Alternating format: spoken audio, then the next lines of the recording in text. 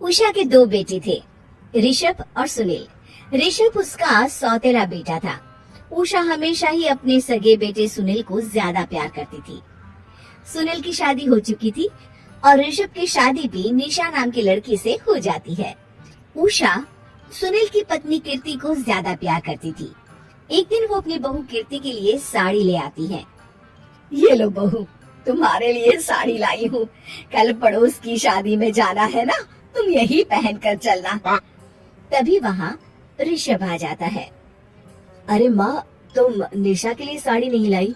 वो भी तो कल शादी में जाएगी ना? हाँ हाँ, वो भी जाएगी, पर उसके पास तो काफी साड़ी होंगी ना। अभी अभी तो शादी हुई है तुम दोनों की, तो उसी में से कोई पहन लेगी वो। ऋषभ ये सुनकर उदास हो जाता है। तब निशा कहती है, आप उदास क्यों होते हो जी? सही तो कह रही हैं मम्मी जी। मेरे पास तो बहुत साड़ियाँ हैं और सारी की सारी नई है। मैं उन्हीं में से कोई पहन लूंगी। वो बात नहीं है निशा।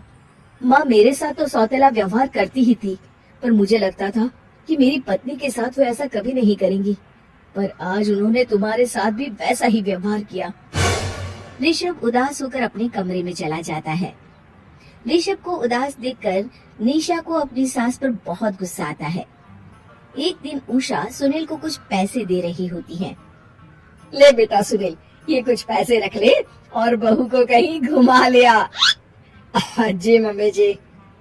सुनील वहाँ से चला जाता है। मम्मी जी, आपने इन्हें तो कभी पैसे नहीं दिए। ऐसा सौतेला व्यवहार आप क्यों करती हैं? बहू, ये किस तरह से बात कर रही हो तुम अपनी सास से? कोई ऐसे सवाल करता है क्या अपनी सासू से? सास, अरे जिस दिन से मैं इस घर में आई हूँ ना, आपने तो मुझे अपनी बहू माना ही नहीं। हमेशा कीर्ति भाभी के लिए ही सब कुछ लाती हैं।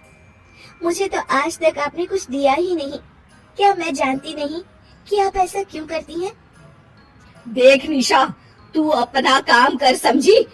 मेरे से बहस करने की कोई जरूरत नहीं है। तभी वहाँ ऋषभ आ जाता है। निशा, माँ से ऐसे बात नहीं करते। तुम जाओ अपने कमरे में। हाँ हाँ, जा रही हूँ। मुझे भी इनसे बात करने का कोई शौक नहीं है। निशा अपने कमरे में चली जाती है और ऋषभ भी वहाँ आ जाता है। निशा, तुमने माँ से क्यों झगड़ा किया? क्योंकि आप तो कुछ कहते ही नहीं, बस चुपचाप सहते रहते हैं।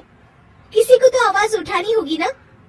कोई बात नहीं निशा, तुम गुस्सा मत करो, शांत हो जाओ। निशा रसोई में खाना बना रही होती है। तभी वहाँ कीर्ति आ जाती है। निशा, तुम मार्केट से ये सामान ले आओ। मैं क्यों जाऊँ? आप ही तो जा सकती हो ना। दिख नहीं रहा कि मैं खाना बना रही हूँ? हाँ तो क्या हुआ, खाना बनाने के बाद चली जाना।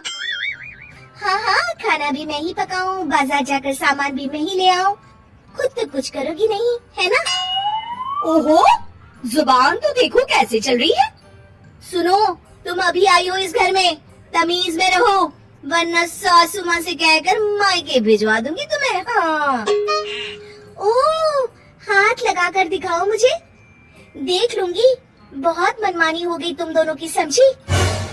निशा लिस्ट कीर्ति के ऊपर फेंक देती है। कीर्ति निशा को मारने आती है तो निशा उसका हाथ मोड़ देती है।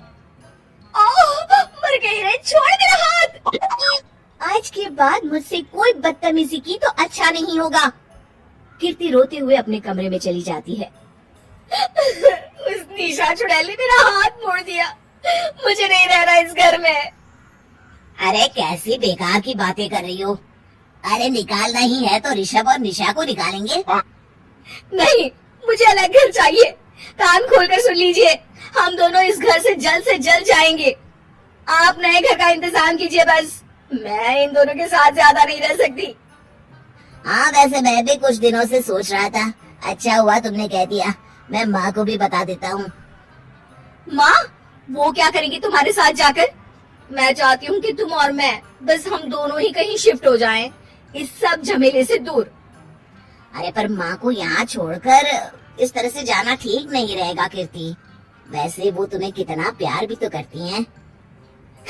नाम का ख्याल रखती है, क्योंकि तुम सगे बेटे हो ना, इसलिए। तुम अगर सौतेले होते तो मेरे साथ भी ऐसे ही सलूक करती, जैसे अभी तुम्हारे सौतेले भाई और उसकी पत्नी से करती है। अरे पर फिर भी फिर भी कुछ भी नहीं। देखो, या तो हम दोनों इस घर से कहीं दूर जाएंगे या फिर मैं अपने मायके चली जाऊंगी। हाँ, बता देती हूँ। अच्छा बाबा, अच्छा ठीक है। सुनील अपनी माँ से बात करने आता है। माँ, मैं सोच रहा हूँ कि कीर्ति के साथ अलग घर में शिफ्ट हो जाऊँ। अरे वाह बेटा, ये तो बहुत अच्छा सोचा है तुमने। कब शिफ्ट होना है हमें? मैं भी पैकिंग कर लेती हूँ। अब नहीं माँ, मैं और कीर्ति ही जाएंगे बस। आप तो यहीं रहो, ये पुश्तैनी घर भी है ना आपका। अरे बेटा, तू तो मेरा सगा बेटा है, तू ही मेरे साथ ऐसा कर रहा है। मुझे अपने साथ ले जा बेटा। तभी वहाँ कीर्ति आ जाती है। अरे माँ, आपको पता भी है कि किराए के घर में कितना खर्चा होता है, और अगर आपको भी लेकर गए तो और खर्चा होगा। आप तो बस यहीं रहो इसी घर में। कोई बात नहीं सुनील, तुम लोग चले जाओ, माँ यहीं रहेंगी हमारे साथ। हम माँ का ख्याल रखेंगे, तुम लोग अपनी गृहस्थी संभालो। निशा को ये देखकर बहुत खुशी होती है। वो मन ही मन सोचती है, अब आया ना ऊंट पहाड़ के नीचे। अब मम्मी जी को पता चलेगा, बड़ा सगा और सौतेला करती रहती थी।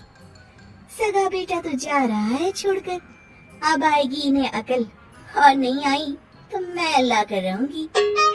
निशा अपनी सास को कैसे अपने सौतेले बेटे से मिलाएगी, जानने के लिए देखिए सौतेली माँ पार्ट 2।